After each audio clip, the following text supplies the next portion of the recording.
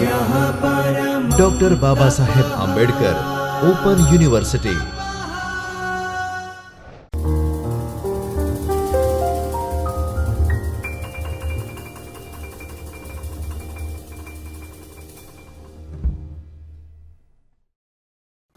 नमस्कार मित्रों, doctor Baba Saheb Ambedkar open university के चैतन्य स्टूडियो से मैं doctor Sunil Parmar, assistant professor Hindi, आप सभी का हार्दिक स्वागत करता हूं। आज हम पढ़ने जा रहे हैं प्रथम वर्ष बीए हिंदी मुख्य और गौण के प्रश्न पत्र 01 हिंदी कहानियाँ और उपन्यास के खंड 3 हिंदी उपन्यास त्यागपत्र की इकाई 17 त्यागपत्र उपन्यास का उद्देश्य के बारे में पढ़ेंगे। मित्रों, यह इकाई इस खंड की अंतिम इकाई है। अब तक आपको उपन्यास के विषय में बहुत कुछ जानकारियाँ मिल गई है। अब हम त्यागपत्र उपन्यास के प्रतिपाद्य अर्थात उद्देश्य के बारे में विचार करेंगे। इस इकाई को पढ़ने का उद्देश्य क्या है? तो सबसे पहले इस इकाई को पढ़ने के बाद आप उपन्यास विधा में उद्देश्य का महत्व प्रतिपादित कर सकेंगे। दूसरा है त्यागपत्र उपन्यास के प्रतिपाद्य एवं शीर्षक का विश्लेषण प्रस्तुत कर सकेंगे। तीसरा है उपन्यासकार जैनेन्द्र का सामाजिक दृष्टिकोण दर्शा सकेंगे। चौथा है त्यागपत्र उपन्यास के प्रतिपाद्य अर्थात उद्देश्य से अवगत होंगे। पांचवा है त्यागपत्र उपन्यास में निहित जैनेन्द्र का भावपक्ष समझ सकेंगे। मित्रों, आपने त्यागपत्र उपन्यास के खंड से संबंधित 6 इकाइयों का अध्ययन कर लिया है। अभी तक आपको उपन्यास की कथा स्पष्ट हो गई है। आशा है आप उपन्यास के आरंभ, विकास व विस्तार को अच्छी प्रकार से समझ गए होंगे। मित्रों, आपने इससे पूर्व की इकाइयों में क्रमशः उपन्यास की कथावस्तु, चरित्र चित्रण, परिवेश, संवाद, शिल्प से संबंधित विस्तृत जानकारी प्राप्त कर ली है। आपने यह भी अनुभव किया होगा कि लेखक इस उपन्यास के माध्यम से कुछ कहना चाहता है या कोई संदेश हम तक पहुंचाना चाहता है। कोई भी रचनाकार चाहे किसी भी विधा में लिख रहा हो, उसके लेखन के पीछे कोई न कोई संदेश रहता है। उपन्यासकार अपना उद्देश्य कभी प्रकट रूप से नहीं बताता, लेकिन वह स्वयं व्यंजित होता है। इस इकाई में हम इसी विषय पर चर्चा करेंगे। तो आइए जैनेन्द्र द्वारा रचित इस उपन्यास में निहित उद्देश्य की चर्चा करते हैं। उपन्यास विधा में उद्देश्य से तात्पर्य। मित्रों, साहित्य की हर रचना का कोई न कोई उद्देश्य होता है।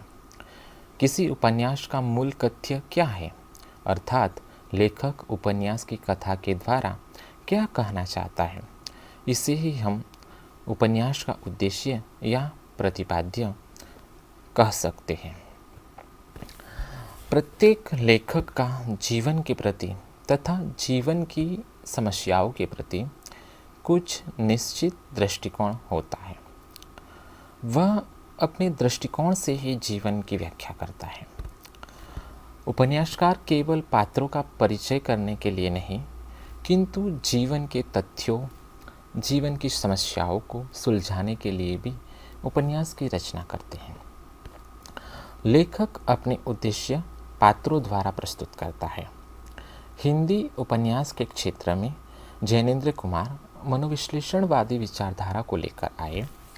उपन्यास जगत में इसके आगमन से एक नई विचारधारा का सूत्रपात हुआ। जैनेन्द्र के चिंतन में स्त्री पुरुष संबंधों की एक नई दिशा प्रदान की। उनके उपन्यासों में चरित्रों को महत्व मिला। उन्हें समाज के दायरे से निकलकर व्यक्तिगत स्वतंत्र अवकाश में उड़ने का अवसर मिला। हम यह भी कह सकते हैं कि जैनेन्द्र जी नए वैयक्तिक अध्ययन के अग्रदूत हैं। आइए उनके त्यागपत्र उपन्यास के प्रतिपाद्य को समझते हैं। उपन्यास का प्रतिपाद्य। मित्रों, जैसा कि हम जानते हैं कि लेखक का जीवन के प्रति तथा जीवन की समस्याओं के प्रति कुछ निश्चित दृष्टिकोण होता है और इसी दृष्टिकोण को प्रकाशित करना लेखक का मुख्य उद्देश्य होता है। त्यागपत्र उपन्यास में भी जैनेन्द्र जी ने अपने दृष्टिकोण को प्रतिपादित किया है। उपन्यास के उद्देश्य को हम निम्नलिखित बिंदुओं में विभक्त कर सकते हैं। सामाजिक दृष्टिकोण। जैनेन्द्र जी भारतीय सामाजिकता से जुड़े हुए लेखक हैं। वे व्यक्ति को सामाजिकता के खूंटे से बंधकर ही चलने देना पसंद करते हैं। जैनेन्द्र जी ने जब यह उपन्यास लिखा तब भारतीय समाज में पुरानी विचारधारा तथा मर्यादावादी नियमों अथवा बंधनों का प्रभुत्व था। व्यक्ति चाहते हुए भी इन बंधनों को तोड़ नहीं सकता था।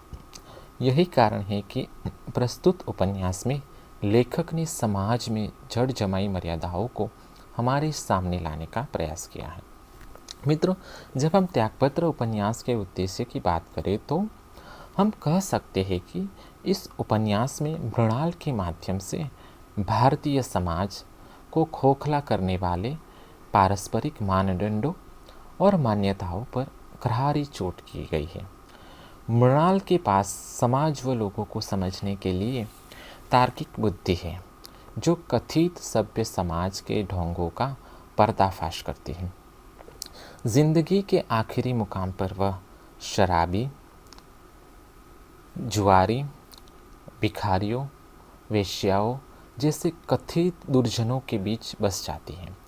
मृणाल इनके बीच भी इनकी ऊपरी परोत खरोच कर इंसानियत पा जाती है। मृणाल समाज के सबसे निचले पायदान पर खड़े लोगों का सम्मान करती हैं। उनके संदर्भ में कहती है कि यह छल असंभव है, जो छल की शिष्ट समाज में जरूरी ही है। मनुष्य हो तो भीतर एक मनुष्य होना होगा। कलई वाला सदाचार यहाँ खुलकर उघड़ रहता है। यहाँ खरा कंचन ही टिक सकता है, क्योंकि उसे ज़रूरत नहीं कि वह कहे मैं पीतल नहीं हूँ। दरअसल मृणाल सभ्य समाज के सदाचार की ही शिकार थी। किसी के से प्रेम कर बैठना ही मृणाल की भूल थी। उसके भाई ने उसको पालन पोषण तो इसलिए किया था कि वह एक अच्छी आर्य स्त्री बने। मृणाल के विवाह के बाद जब वह दाम्पत्य की नींव सच्चाई को परखना चाहती है तो पति की नज़र में दुराचारी हो जाती है। सच्चाई का बोझ पति नहीं सह पाता, उसका पति उसे बेहद से मारता है। साथ ही यह घोष भी देता है, बहु बेटियों की चलन की नीति हुआ करती है, अपना कुल क्षीण चला जाता है, वह न निभा तो फिर क्या रह गया। पति जब दुष्चरित्रा का आरोप लगाकर मृणाल को छोड़ देता है तो उसका कोई सहारा नहीं रहता। मायके में उसकी जगह तभी तक थी जब तक पति का घर था। घर आने की शर्त ही थी कि वहाँ अपनी गृहस्थी अच्छी तरह से संभालना और पति को सुखी रखना। पर मृणाल से तो गृहस्थी ही बिखर गई थी। अब नैहर में ठौर कहाँ। स्त्री को मिलने वाले आशीर्वादों का बोझ कैसा होता है, इसको जैनेन्द्र ने बखूबी समझाया है। मृणाल के जीवन के माध्यम से स्त्री पुरुष जीवन में प्रेम को अनिवार्यता को स्वीकारते हुए प्रेम और विवाह की समस्याओं के नए संदर्भ उजागर किए, साथ ही समाज में बेमेल विवाह की समस्या को उजागर किया है। प्रस्तुत उपन्यास में पुरुष प्रधान समाज में स्त्री की व्यथा को व्यक्त किया गया है। साथ ही पाठकों के सामने सामाजिक विषमताओं का लाना यह भी लेखक का महत्वपूर्ण उद्देश्य रहा है। लेखक ने इस उपन्यास में समाज के निम्न वर्ग और पीड़ितों के प्रति सहानुभूति प्रकट की है। दूसरे बिंदु पर विचार करें तो एक व्यक्ति के ऊपर उठने में कितने ही व्यक्तियों का सहयोग रहता है, उसके पद तले अनेक व्यक्ति दबे रहते हैं। मृणाल कहती है, जिन लोगों के बीच रहती हूँ वे समाज की जूठन है, और कौन जानता है कि वे जूठन होने के योग्य भी नहीं है, लेकिन आखिर तो इंसान हैं। यहाँ लेखक यह कहना चाहते हैं कि दलित बदनाम लोग भीतर बाहर एक होते हैं, इसलिए उनमें मानवता भी सहज और सिद्ध होती है। जैनेन्द्र ने त्यागपत्र उपन्यास में निम्न वर्ग की कपट रहित जीवन शैली का दर्शन कराया है। उच्च समाज में दंभ है, छल है, अविश्वास है, झूठी मान्यताएं हैं, झूठी सामाजिक मर्यादाएं हैं। मृणाल जैसी कितनी ही किशोरियां उन मर्यादाओं और बंधनों की बेदी पर चढ़ा दी जाती हैं। यही सत्य है, यही सत्य लेखक उजागर करना चाहते हैं। अब हम नारी संबंधी दृष्टिकोण को देखते हैं। मित्रों, प्रस्तुत उपन्यास नारी प्रधान उपन्यास है, इसलिए इस उपन्यास में भारतीय नारी की हृदयस्पर्शी करुण स्थितियों का यथार्थ चित्रण किया गया है। स्त्री के संघर्ष और सहनशीलता को उजागर करना लेखक का मुख्य उद्देश्य रहा है। प्रस्तुत उपन्यास में मध्यम वर्गीय नारी के विविध रूपों के दर्शन होते हैं। जैसा कि हमने उपन्यास की कथावस्तु में पढ़ा, मृणाल उपन्यास की नायिका है। बचपन से ही माता पिता के सुख से वंचित होने के कारण अपने भाई भाभी के आश्रय में रहती है। अपने भतीजे प्रमोद से वह खूब प्यार करती है, जो कि आयु में उससे 5 वर्ष छोटा है। मृणाल अपनी सहेली शीला के भाई से प्रेम करती है, किंतु उसका विवाह एक अधेड़ व्यक्ति से कर दिया जाता है। जब वह उसका त्याग करता है तो एक कोयले का व्यापारी सहायता के बहाने उसे अपने साथ रखता है। कुछ वक्त बाद वह भी उसे छोड़ देता है। मृणाल एक डॉक्टर के बच्चों को ट्यूशन देने का काम करती है, किंतु वहाँ पर भी डॉक्टर की लड़की और प्रमोद के रिश्ते की बात को लेकर वह आधार छूट जाता है। आखिरकार यह गंदी बस्ती में दम तोड़ देती है। प्रमोद यह खबर सुनकर मृणाल की दुर्दशा के लिए स्वयं को दोषी मानता है और जजी से इस्तीफा दे देता है।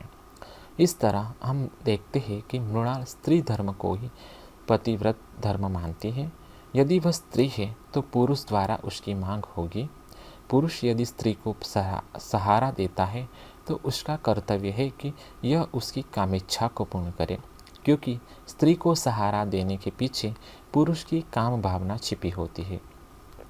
मृणाल अपने पति के अन्यायों को सहकर भी विच्छेद नहीं चाहती, क्योंकि उसका मानना था कि विवाह भावुकता का प्रश्न नहीं, व्यवस्था का प्रश्न है। विवाह के बाद पति का घर ही स्त्री का घर है। थोड़ी सी रगड़ झगड़ होती है, पर पति के घर के अलावा स्त्री को और क्या आसरा है। लेखक ने विवाह और स्त्री धर्म की व्याख्या बखूबी की है। जैनेन्द्र जी मानते हैं कि विवाह और समाज का अभिन्न संबंध है। विवाह भावुकता का नहीं, व्यवस्था का प्रश्न है। मृणाल कहती है, मैं स्त्री धर्म को पतिव्रता धर्म मानती हूँ। क्या पतिव्रता को चाहिए कि पति उसे नहीं चाहता तब भी वह अपना भार उस पर डाले रहे? यह भी सच है कि स्त्री जब तक ससुराल की है तभी तक मैके की है। इसी कारण मृणाल कभी अपने भाई के घर लौटना नहीं चाहती। मानव मूल्यों की स्थापना। मित्रों, यह बात हमने उपन्यास पढ़ने के दौरान ही जान ली कि इस उपन्यास का उद्देश्य आत्मपीड़ा के द्वारा दूसरे व्यक्ति का उपकार अथवा सुधार है। इसी से सुख पहुँचता है। जैनेन्द्र का मानना है कि कोई ऐसा व्यक्ति नहीं जिसके दिल में दर्द ना हो। वह जीवन ही क्या जिसमें दर्द ना हो, पीड़ा ना हो। दुख और दर्द ही जीवन का सार है। दर्द जीवन को प्रकाशित करने वाली मणि है। इस मणि के प्रकाश से जीवन के मार्ग प्रकाशित हो जाते हैं। प्रमोद और मृणाल के प्रेम के माध्यम से सच्चे प्रेम के सूक्ष्म रूप पर भी प्रकाश डाला है। लेखक ने सच्चे प्रेम के सूक्ष्म रूप के साथ संघर्षमय जीवन की अभिव्यक्ति की है। हम यह भी कह सकते हैं कि जैनेन्द्र जी ने हिंदी उपन्यास के आदर्शवादी स्वरूप को अस्वीकार करते हुए व्यक्ति सत्ता के स्तर पर पुरुष और नारी पात्रों के माध्यम से उनके जीवन की कुंठा, अनास्था को दूर कर आकांक्षा, भावना, प्रेम को उभारने का प्रयास किया है। मृणाल एक प्रबल और अत्यंत उदार व आदर्शवादी चरित्र के रूप में उभरती है, जो स्वयं के जीवन में अपार कष्ट पाकर भी सदा दूसरों के लिए केवल सुख की ही आकांक्षा रखती है। उसके मन में अपनी परिस्थितियों के लिए जिम्मेदार लोगों के लिए कटुता नहीं और न ही वह किसी को दोषी मानती है। यहाँ लेखक के मानव मूल्यों की स्थापना का उद्देश्य पूर्ण होता है। मनुष्य के मन के द्वंद्व। मित्रों, मनुष्य के मन के द्वंद्व को उजागर करना मनोवैज्ञानिक लेखक का महत्वपूर्ण उद्देश्य होता है। त्यागपत्र उपन्यास की कथावस्तु व्यक्ति के मन के मनोवैज्ञानिक विश्लेषण पर आधारित है, इसलिए कथावस्तु का ताना बाना वैचारिक मानवीयता के सूक्ष्म तारों से चुना गया है। तात्पर्य यह है कि इसमें बाहरी जगत से ज़्यादा अंतः जगत को महत्व दिया गया है। कथनात्मक शैली के माध्यम से उन्होंने मानव मन के द्वंद्व को उजागर किया है। प्रमोद अपने जीवन के सभी प्रसंगों को इसी आत्मकथनात्मक शैली के माध्यम से व्यक्त करता है। मृणाल मरने को अधर्म मानती है। उसे जीना था, भले मरकर ही सही। रोटी चलाने में मृणाल की मदद एक निहायत ही मामूली आदमी करता है। यह आदमी मृणाल के रूप यौवन पर आसक्त था। मृणाल इसे समझती है, फिर भी वह सहारा देने के लिए उसकी कृतज्ञ है। शीघ्र ही मृणाल परिश्रम से अपनी जीविका अर्जित करने लगती है। उसके गर्भ धारण करते ही दूसरा आदमी उसे छोड़कर भाग जाता है। मृणाल स्वयं यही चाहती थी कि वह अपने परिवार में लौट जाए। दुख और अपमान की पीड़ा मृणाल को इस मनस्थिति में पहुंचा देती है कि वह अपने दर्द से ही दवा हासिल करती हैं। मेरा मन पक्का होता रहे कि कोई मुझे कुचले तो भी मैं कुचले न जाऊं और इतनी जीवित रहूं कि उसके पाप के बोझ भी ले लूं और सबके लिए क्षमा की प्रार्थना करूं। यहाँ पर एक तख्ता स्त्री का दर्द, उसकी मनस्थिति को लेखक ने बखूबी से दर्शाया है। अब हम 4 बिंदु देखते हैं। मित्रों, समग्र अध्ययन के पश्चात हम कह सकते हैं कि जैनेंद्र ने इस उपन्यास के माध्यम से यह प्रतिपादित किया है कि यह संसार परीक्षा स्थल है, नियति प्रबल है, कोई मनुष्य बुरा नहीं है, निम्न वर्ग को भी सहानुभूति की आवश्यकता रहती है। अन्य उद्देश्य के रूप में हम यह भी कह सकते हैं कि त्यागपत्र मध्यम वर्गीय शिक्षित स्वाभिमानी परिस्थितियों से संघर्ष करने वाली मृणाल की कहानी है, जो स्वच्छंद प्रेम और अनमेल विवाह की त्रासदी भोगते हुए मिट जाती है किंतु झुकती नहीं। सभी बिंदुओं पर विचार करें तो प्रस्तुत उपन्यास में जैनेंद्र जी ने नारी के विविध रूपों का प्रस्तुतिकरण किया है।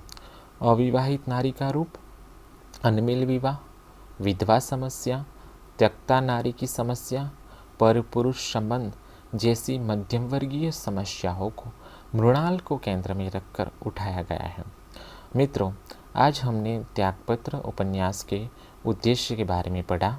मुझे लगता है आपको समझ में आ गया होगा। धन्यवाद।